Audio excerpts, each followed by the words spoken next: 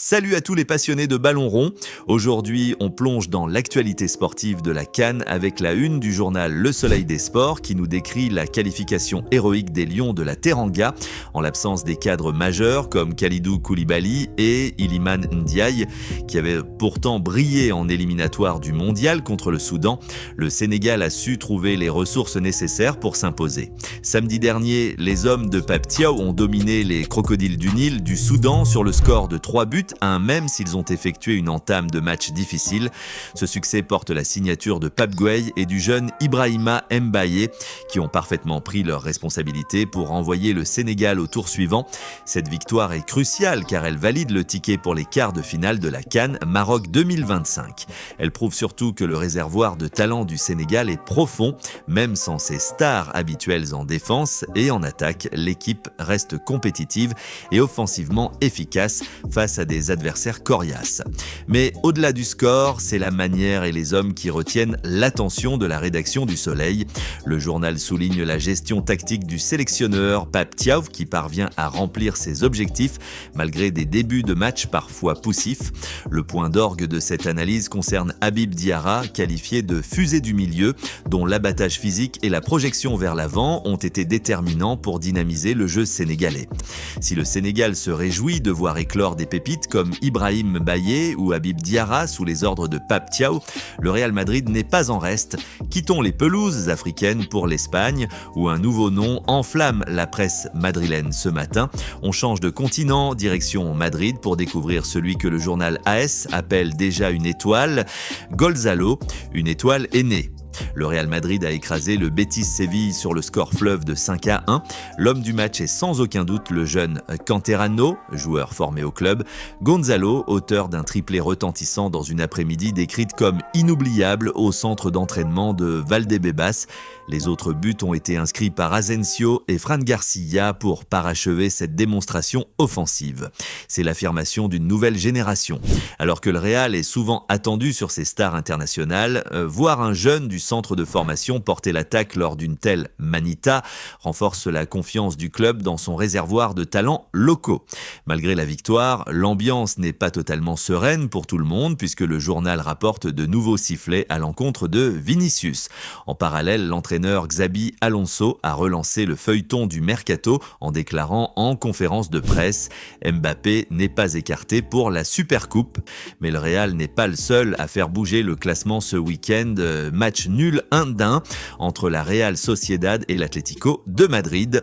Sorloth avait pourtant donné l'avantage aux Colchoneros, mais un but de Guedes a permis aux Basques d'égaliser, laissant ainsi l'Atlético à 11 points de la tête du classement.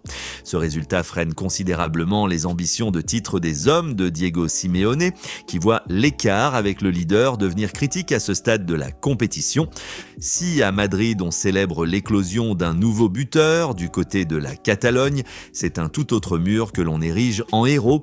Changeons de décor et de perspective. Après l'euphorie blanche du journal AS, plongeons dans le regard du quotidien Sport qui met aujourd'hui à l'honneur celui qui verrouille désormais la cage Blaugrana. Le journal consacre sa une au gardien Johan Garcia, affirmant que cette recrue est un crack. Le vestiaire barcelonais est sous le charme, notamment Lamine Yamal qui a exprimé son admiration devant les performances du portier originaire de Sallan. Sans faire de bruit et avec un profil bas, Garcia a prouvé sur le terrain la pertinence de son transfert au FC Barcelone. Pour un club comme le Barça, la succession ou la solidité au poste de gardien est cruciale.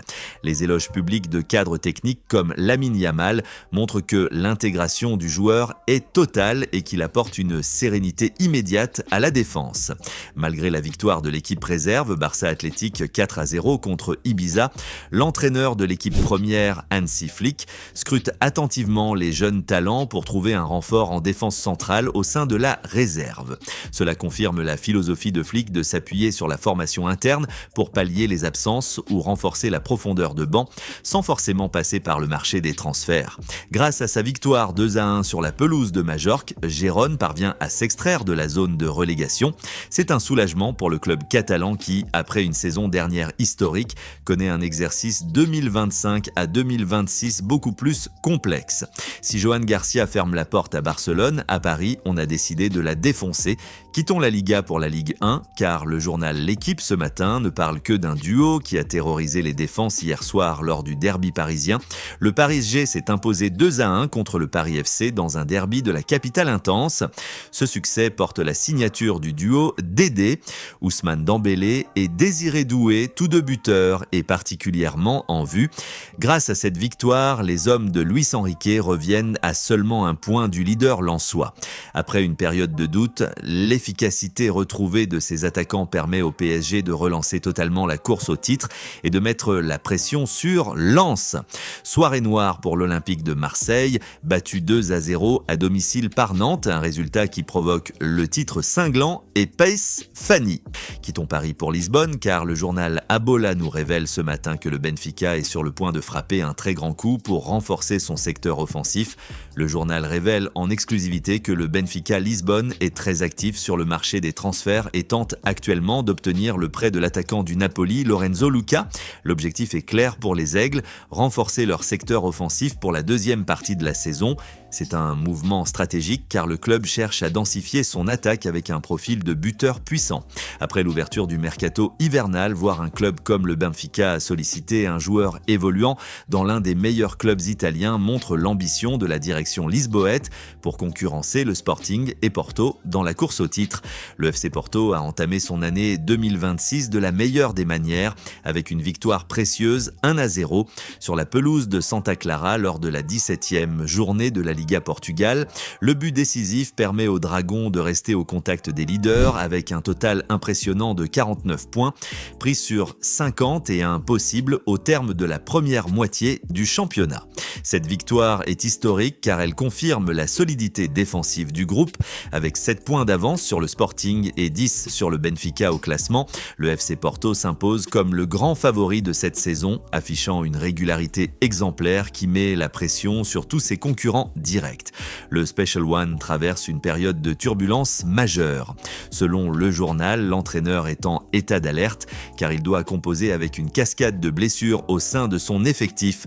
Au total, 7 joueurs sont indisponibles, dont 2 pour des problèmes musculaires et 7 pour des lésions qualifiées de traumatiques. Dans un calendrier aussi chargé que celui de début janvier, perdre autant de cadres met en péril la compétitivité de son équipe.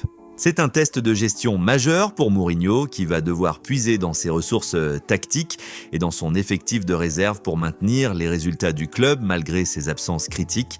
Du côté du Sporting, l'actualité est marquée par la présentation officielle de la recrue Luis Guilherme qui se dit prêt à donner beaucoup de joie aux supporters. En parallèle, le retour à la compétition de Daniel Bragança après 323 jours d'absence est la grande nouvelle du jour au centre d'entraînement de l'Académie Cristiano Ronaldo. On change d'ambiance, on passe à Turin avec la une de Tuttosport. Le Torino a renversé le Hellas Vérone grâce à une performance mémorable. Après les buts de Simeone et Casadei, c'est le jeune prodige suédois Alieu Ngie qui a scellé la victoire avec une prouesse technique conclue par une cabriole spectaculaire en guise de célébration. Le directeur sportif Petracchi souligne également l'urgence du mercato avec 3 priorités, un défenseur, un milieu de terrain et un ailier. Cette victoire transforme radicalement l'humeur autour du club Granata. L'émergence de Ngie, comparée par certains au sein du club à un nouveau Léon, apporte un vent de fraîcheur et d'adrénaline. C'est une bouffée d'oxygène pour l'entraîneur Baroni qui voit son équipe prendre 9 points en 4 matchs, stabilisant ainsi sa position au classement. L'Inter Milan continue sa marche en avant en s'imposant avec autorité face à Bologne. De son côté, le Napoli a offert un spectacle total mais chaotique. Une victoire contre la Lazio marquée par des buts de Spinazzola et Ramani, mais aussi par 3 expulsions et des tensions nerveuses en fin de match. La course au titre reste figée en haut du tableau car l'Inter ne lâche rien. Pour le Napoli de Conte, malgré la victoire, c'est Guaï ennui et les suspensions à venir suite au carton rouge pourraient peser lourd dans la rotation de l'effectif pour les prochaines échéances cruciales du mois de janvier. En vue des prochaines échéances de la Squadra Azzurra, Primavera, le sélectionneur Luciano Spalletti est à la recherche d'un véritable numéro 9 de métier.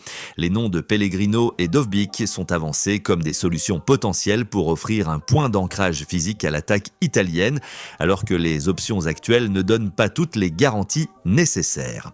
L'Italie souffre d'un manque de réalisme offensif chronique. Le choix d'un bombeur de poids est devenu la priorité absolue pour Spalletti afin de finaliser le jeu de possession mis en place.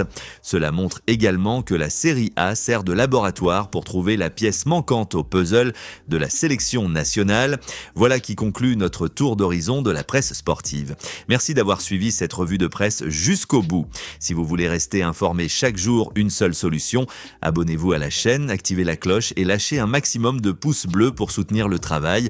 On se retrouve demain pour une nouvelle analyse des unes internationales. Bonne journée foot à tous!